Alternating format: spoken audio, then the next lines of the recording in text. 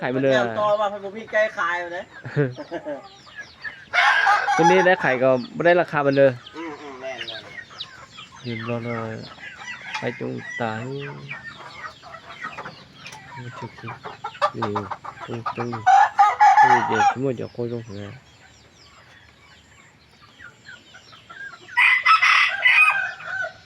ไม่จะขวาkỳ hay của dầu cái sông cái tờ có cái sông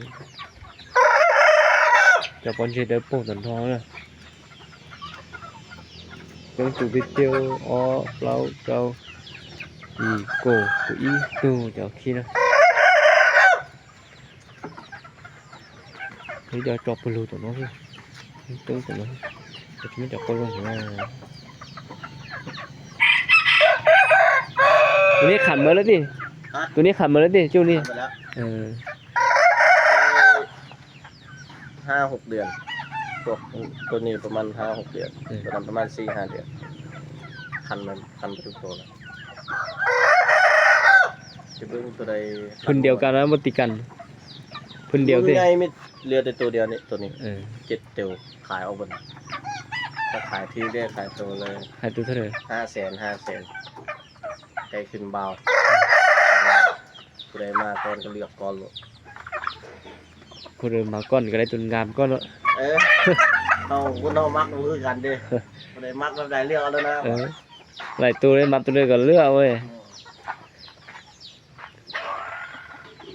ไปก็ไปเลยตัวตายจะจิ้ม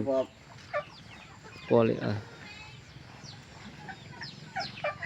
ที่นี่คือมาบอกขัน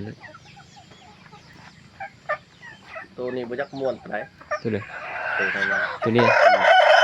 เราจะฆ่ากินก็เสียดายทรงมันงามทรงงามมันบ่ตัดนะอันพวกอันน้อยนี่แม่นตัดเบิดเสียงหูแดงหูขาว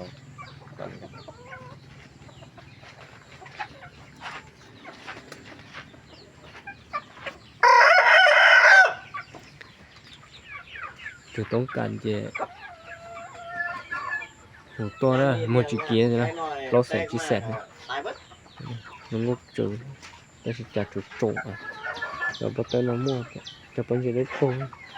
เราก็ดีเลย